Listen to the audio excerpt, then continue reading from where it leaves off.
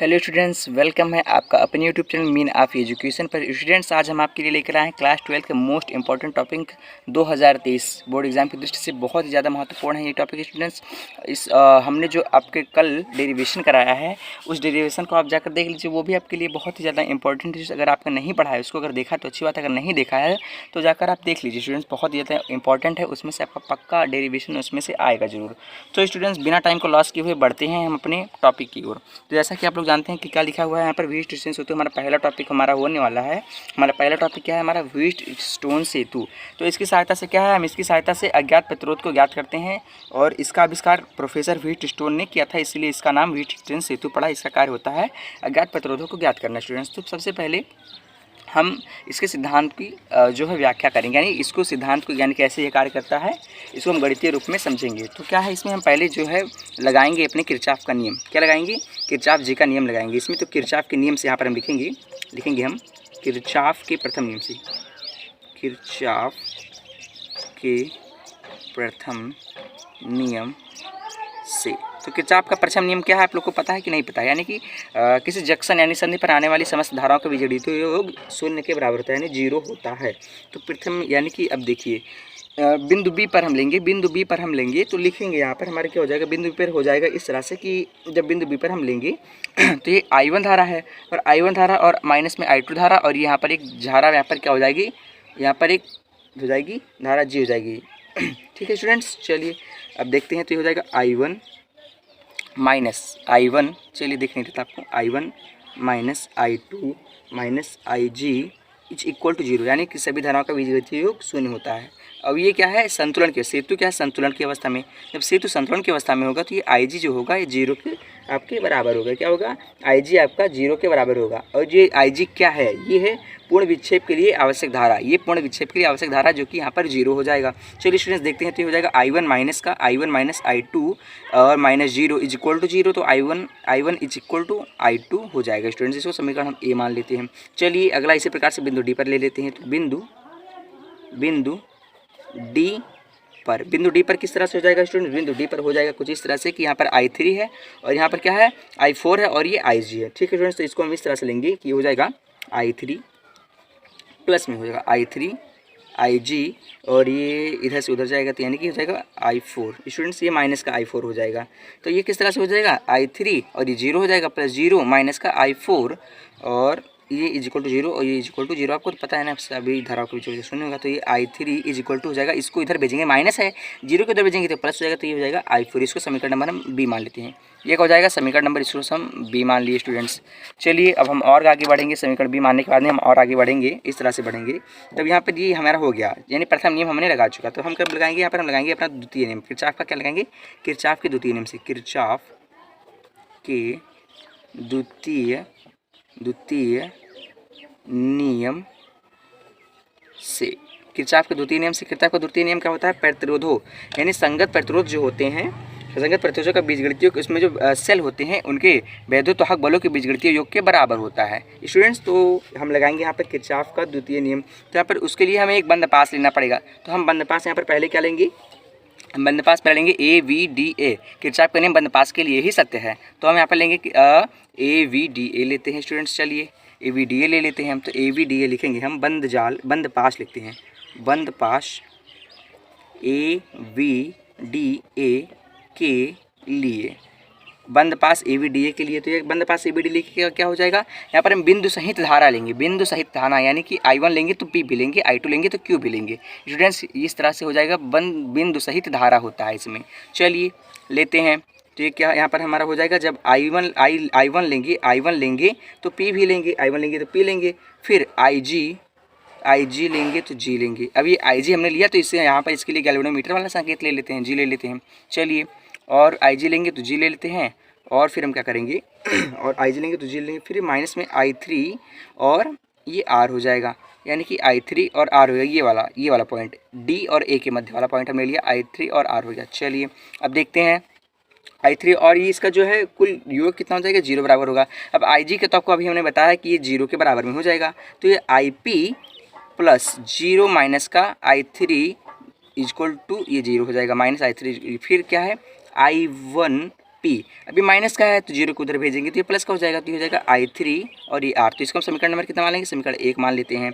और इसी तरह से बंद पास ABDA के लिए क्या हमने, तो फिर बंद पास कौन सा बता, BCD और B बचा, BCDA के लिए BCDB के लिए लगाएंगे, तो यानी कि फिर लिखेंगे यहाँ पर बंद पास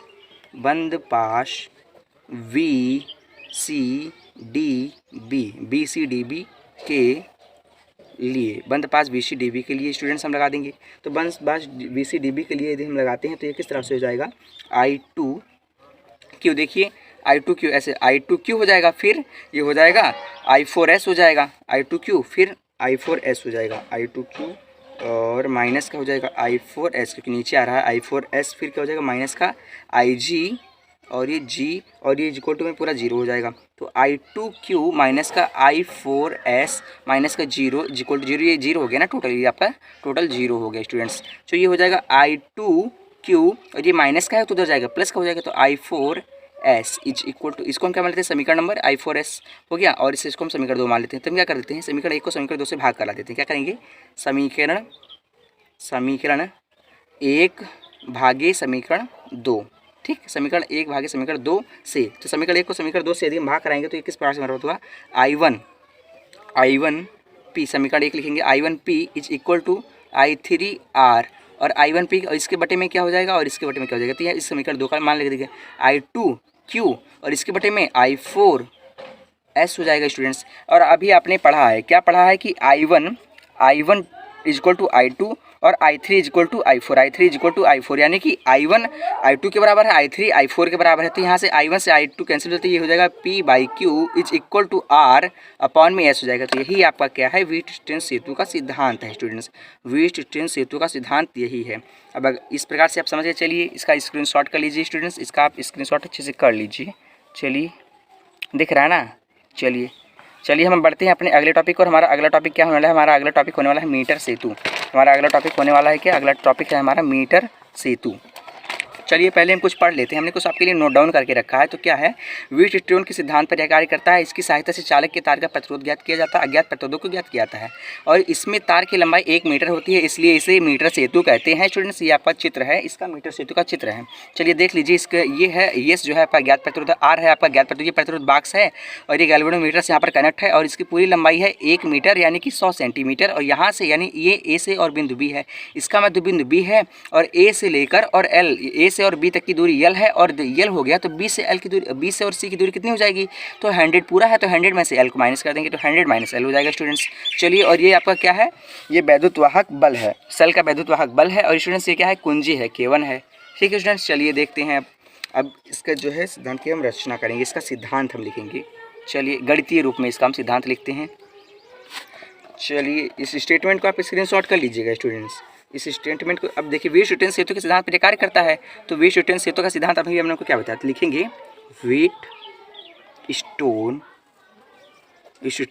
सेतु से आपका क्या हो जाएगा, व्हीटस्टोन सेतु हमने आपको क्या बताया है, हमने तो P/Q is equal to R/S। अभी हमने तुरंत अभी हमने बताया है आपको कि P/Q is equal to R/S होता है स्टूडेंट्स, P/Q। तो यहाँ पर हम कुछ मानेंगे, तो यानी P को हम यहाँ से और यहाँ तक की दूरी को मान लेते हैं, क्या मानेंगे, यहाँ पर हम लिखें किस तरह से, इसको हम थोड़ा घेर देते हैं।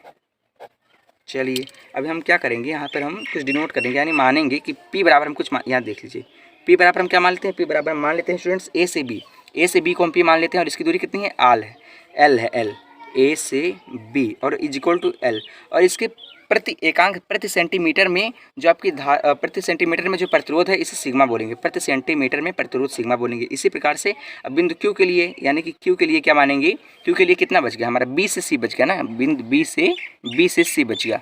चलिए हो जाएगा B से C, और B से C तक की दूरी कितनी है, 100 माइनस एल है, 100 माइनस एल है। चलिए यहाँ पर लिख देते हैं 100 माइनस एल हो जाएगा, 100 माइनस एल। और जैसे कि यहाँ पर हमने प्रति सेंटीमीटर पे लिया है, इसका सिग्मा है, ये सिग्मा क्या है, ये है सिग्मा जो है आपको, ये तार के प्रति सेंटीमीटर लंबाई का प्रतिरोध है, तार के प्रति सेंटीमीटर लंबाई का प्रतिरोध आप लिख लीजिए चाहे, और इंटू इसमें भी गुणा करा देंगे। चलिए अब इस पर हम वैल्यू यहाँ पर पुटअप कर देते हैं। तो वैल्यू यदि हम पुटअप करेंगे तो थोड़ा साइड में इस तरह से लिख लेते हैं, साइड में। तो P का वैल्यू कितना है, P की वैल्यू है आपकी, P की वैल्यू है L इंटू सिग्मा, और Q की वैल्यू कितनी है, Q की वैल्यू है आपकी 100 माइनस एल इंटू सिग्मा, और इज इक्वल टू में कितना है आपका R/S, तो ऐसे ही रहेगा R/S एस है।